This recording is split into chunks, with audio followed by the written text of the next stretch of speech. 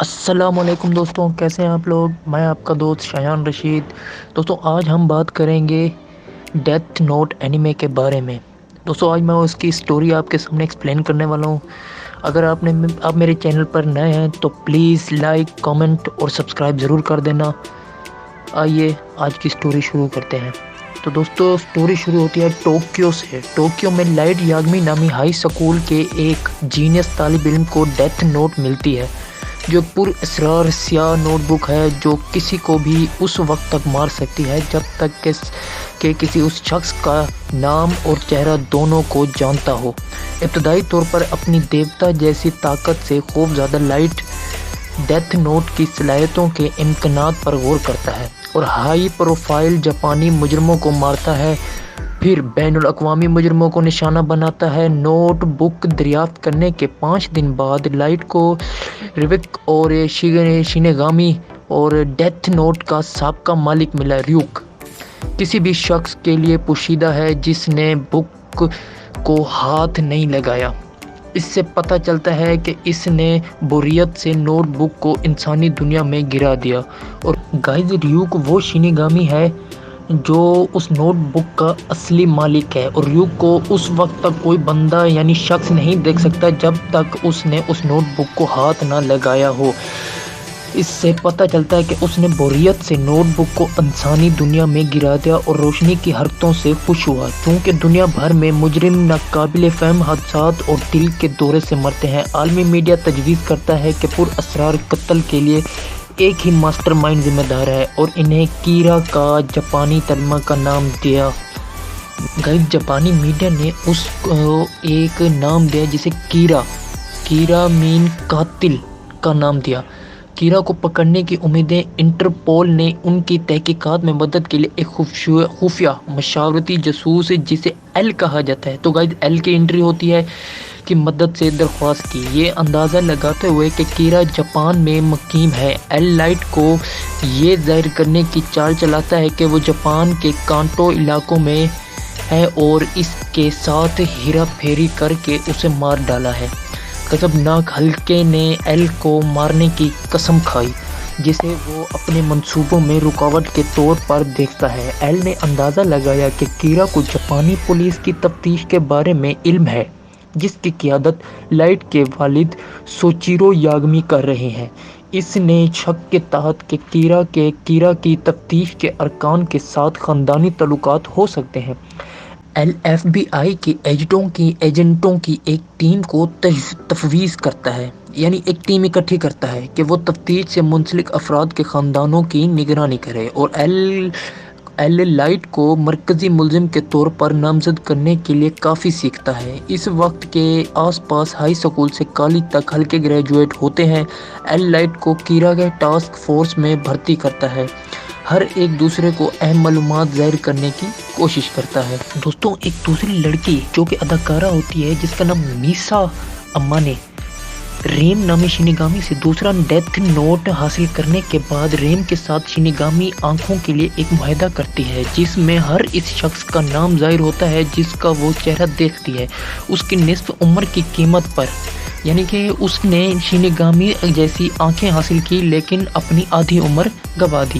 Light کو اپنے boy friend بنانے کی کوشش کرتے ہوئے میسا نے لائٹ کی اصل کیرا کی شناخت کا پردہ فاش کیا، لیکن لائٹ کا ایک اور مقصد ہے۔ وہ ایل کے حقیقی نام کو جاننے کے لیے میسا کی شینیگامی آنکھوں کو استعمال کرنے کا ارادہ رکھتا ہے۔ ایل نے اندازہ لگا لیا کہ میسا ممکنہ طور پر دوسرا کیرا ہے اور اسے حراست میں لے لیا۔ ریم نے لائٹ کو مارنے کی دھمکی دی اگر اسے میسا کو بچانے کا کوئی راستہ نہیں ملا۔ لائٹ ایک اسکیم کا اہتمام کرتا ہے، یعنی کہ لائٹ ایک پلان کرتا ہے جس میں وہ اور میسا عارضی طور پر ڈیتھ نوٹ کی اپنی یادیں کھو دیتے ہیں، اور ریم نے ڈیتھ نوٹ کو ایک اخلاقی شخص یوٹسوبا گروپ کے کیوسوکے ہیگوچی کو بھیج دیا ہے۔ ڈیتھ نوٹ کی یادیں مٹ جانے کے بعد لائٹ تحقیقات میں شامل ہوتا ہے اور ایل کے ساتھ مل کر ہیگوچی کی شناخت کا اندازہ لگاتا ہے اور اسے گرفتار کرتا ہے۔ لائٹ نے اپنی یادیں دوبارہ حاصل کی اور کتاب کا قبضہ دوبارہ حاصل کرتے ہوئے ہیگوچی مارنے کے لیے ڈیتھ نوٹ کا استعمال کیا۔ میسا کی یادیں بحال کرنے کے بعد لائٹ اسے کیرا کے طور پر قتل کرنے کی ہدایت کرتا ہے، جس کی وجہ سے ایل کو میسا پر شک پیدا ہوتا ہے۔ لائٹ کی طرف اشارہ کرنے سے تحقیقات میسا کی گرفتاری اور پھانسی کا باعث بنے گی۔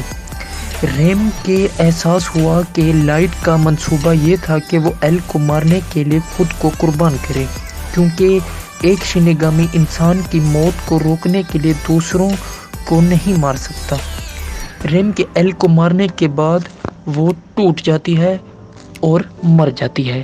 دوستو ایل جو ہے اب وہ مر چکا ہے، لیکن جو ٹاسک فورس ایل کی موت کا اعلان نہیں کرتی اور لائٹ کو نئے ایل کے طور پر کام کرنے پر راضی کرتی ہے۔ ایل اور کیرا دونوں کے طور پر لائٹ کام کرنے کے ساتھ تفتیش رک جاتی ہے، لیکن جرائم کی شرح میں مسلسل کمی ہوتی جا رہی ہے کیونکہ اب اسے پکڑے جانے کا خطرہ نہیں ہے۔ 4 سال بعد کیرا کی عبادت کرنے والے فرقے ابھرے ہیں۔ ایل کے ممکنہ جانشین کے طور پر اٹھائے گئے 2 نوجوان سامنے آئے ہیں، قریب اور میلو مافیا میں شامل ہوتا ہے، جبکہ نیئر امریکی حکومت کے ساتھ افواج میں شامل ہوتا ہے۔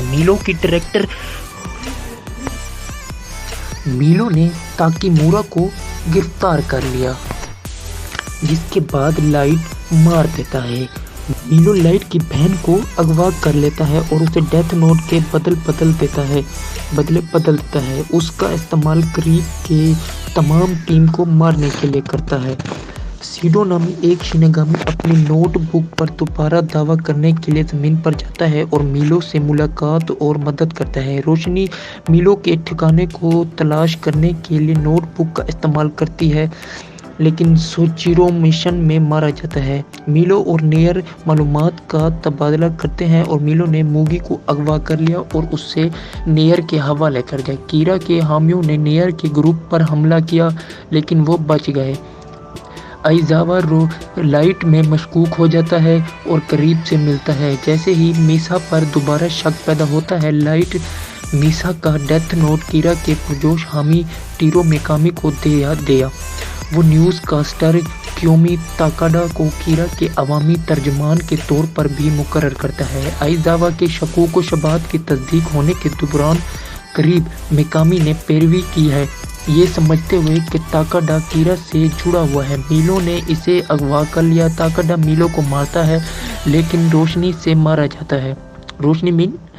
لائٹ یاگمی سے مارا جاتا ہے۔ قریب لائٹ اور موجودہ کیرا ٹاسک فورس کے اراکین کے درمیان ایک میٹنگ کا اہتمام کرتا ہے۔ لائٹ کوشش کرتا ہے کہ میکامی کو قریب کے ساتھ ساتھ ٹاسک فورس کے تمام ممبران کو بھی مار ڈالے، لیکن میکامی کا ڈیتھ نوٹ کام کرنے میں ناکام ہو جاتا ہے، جس کی جگہ ڈیکائی لے لی گئی ہے۔ میکامی کے لکھے ہوئے ناموں کا جائزہ لیں، صرف لائٹ غائب ہے، جس سے ثابت ہوا کہ لائٹ کیرا ہے۔ ایک جھڑپ میں بری طرح زخمی ہو جاتا ہے اور ریوک اسے التجا کرتا ہے کہ وہ موجودہ ہر شخص کے نام لکھے۔ ریوک اس کے بجائے اپنے ڈیتھ نوٹ میں لائٹ کا نام لکھتا ہے، جیسا کہ اس نے وعدہ کیا تھا کہ جس دن وہ ملے اور لائٹ مر جائے گا۔ 1 سال بعد دنیا معمول پر آ گئی ہے اور کیرا ٹاسک فورس کے ممبران اس بات پر متضاد ہیں کہ آیا انہوں نے صحیح فیصلہ کیا۔ درِ اثنا کیرا کی ہو جا کرنے والے فرقے ابھرے ہیں، جن کی قیادت میسا سے ملتی جلتی ایک عورت کر رہی ہے۔ 3 سال بعد نیئر، جو اب نئے ایل کے طور پر کام کر رہا ہے، یہ لفظ موصول ہوا کہ نیا کیرا ظاہر ہوا ہے۔ یہ سن کر نیا کیرا تصادفی طور پر لوگوں کو مار رہا ہے۔ نیئر نے یہ نتیجہ اخذ کیا کہ نئی کیرا توجہ کا متلاشی ہے اور نئی کیرا کو بورنگ اور پکڑنے کے قابل نہیں قرار دیا۔ میڈورا نامی ایک شیناگامی ریوک کے پاس آتا ہے اور اسے انسانی دہرے سے ایک سیب دیتا ہے، اس شرط میں کہ آیا کوئی بے ترتیب انسان نیا کیرا بن سکتا ہے، لیکن میڈورا اس شرط سے ہار جاتا ہے۔ جب انسان قریب کی بات سن کر ڈیتھ نوٹ میں اپنا نام لکھتا ہے، اعلان ریوک میڈورا کو بتاتا ہے کہ کوئی بھی انسان نئی کیرا کی طرح لائٹ سے آگے نہیں نکل سکتا۔